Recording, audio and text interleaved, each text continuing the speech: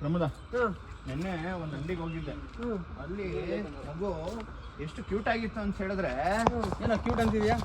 ಮೊನ್ನೆ ಒಂದು ಅಂಗಡಿಗೆ ಹೋಗಿದ್ದೆ, ಅಲ್ಲಿ ಅಪ್ಪ ಅಮ್ಮನ ಜೊತೆ ಒಂದು ಮಗು ಬಂದಿತ್ತು. ಅವ್ನು ನೋಡಕ್ಕೆ ಸಖತ್ ಕ್ಯೂಟು. ನಮ್ಮ ಪ್ರಮೋದ್ ಅಂತಾರೆ ಗುಂಡ್ಗುಂಡಾಗಿಲ್ಲ.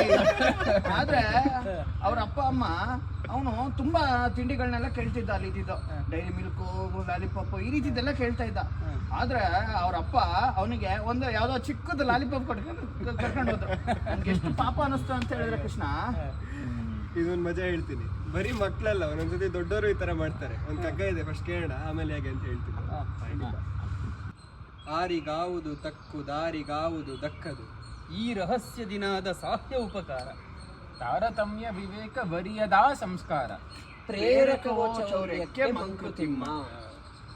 ಅವಾಗಲೇ ಮಗು ಬಗ್ಗೆ ಹೇಳಿದ್ಯಲ್ಲ, ನಾನು ಹೇಳಿದೆ ಕೆಲವರು ದೊಡ್ಡವರು ಹಂಗೆ ಇರ್ತಾರೆ ಅಂತ. ನನಗೆ ಅದು ಬೇಕು, ದುಡ್ಡು ಬೇಕು, ಬಂಗ್ಲೆ ಬೇಕು, ಆರಾಮಾಗಿರ್ಬೇಕು ಅಂತ ಏನೇನೋ ಆಸೆ ಪಡ್ತಾ ಇರ್ತಾರೆ. ಆದರೆ ಕಡೆಗೆ ಅವ್ರಿಗೆ ಏನು ಅರ್ಹತೆ ಇರುತ್ತೋ ಅದು ಅವ್ರಿಗೆ ಸಿಗತ್ತೆ. ಗುಂಡಪ್ಪನವ್ರು ಅದನ್ನೇ ಹೇಳ್ತಿದ್ದಾರೆ ಇಲ್ಲಿ. ಯಾರಿಗೆ ಏನು ಅರ್ಹತೆ ಇದೆ ಅನ್ನೋದನ್ನ ಕಲಿಯಕ್ಕೆ ಅರಿಯಕ್ಕೆ ನೀನು ಪ್ರಯತ್ನ ಮಾಡು ಅಂತ ಹೇಳ್ತಾ ಇದ್ದಾರೆ. ಉದಾಹರಣೆಗೆ ಇವಾಗ ರಾವಣ ಅಂತ ತಗೊಂಡ್ರೆ, ಅವನೇನು ಅನ್ಕೊಂಡ, ನನಗೆ ಸೀತೆ ಮೇಲೆ ಅರ್ಹತೆ ಇದೆ ಅಂತ ಅನ್ಕೊಂಡ. ಕೊನೆಗೆ ಅಪಹರಣ ಮಾಡ್ದ, ಅದರಿಂದ ಸತ್ತ ಅವನು ಅಲ್ವಾ. ಅವನಿಗೆ ಅರ್ಹತೆ ಏನಿತ್ತು ಅನ್ನೋದು ಗೊತ್ತಿರಲಿಲ್ಲ.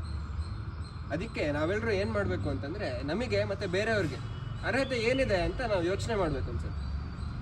ಹಾಗಂತ ನಾವು ಪ್ರಯತ್ನ ಬಿಡಬಾರ್ದು. ನಮಗೆ ಇವಾಗಿರೋ ಜೀವನದಲ್ಲಿ ಏನೇನು ಇದೆಯೋ ಅದೆಲ್ಲದ್ರ ಮೇಲೆ ನಮಗೆ ಅರ್ಹತೆ ಇದೆ. ಜೊತೆಗೆ ಪರಿಶ್ರಮ ಪಟ್ಟು ಏನು ಮಾಡೋಕ್ಕೆ, ಏನು ಪಡೆಯೋಕ್ಕೆ ನಾವು ಪ್ರಯತ್ನ ಮಾಡ್ತೀವೋ ಅದಕ್ಕೂ ಅರ್ಹತೆ ಇದೆ. ಆದರೆ ಯಾವಾಗ ಅದು ಕಳ್ತನ ಆಗಿ ಅಥವಾ ನಮಗೆ ಅರ್ಹತೆ ಮೀರಿ ನಾವು ಪ್ರಯತ್ನ ಮಾಡ್ತೀವಿ, ಅದು ನಮಗೆ ಸಿಗಲ್ಲ. ಇದು ಈ ಕಗ್ಗದ ಅರ್ಥ. ಪರ್ಫೆಕ್ಟ್ ಆಗಿದೆ ಅಲ್ಲ?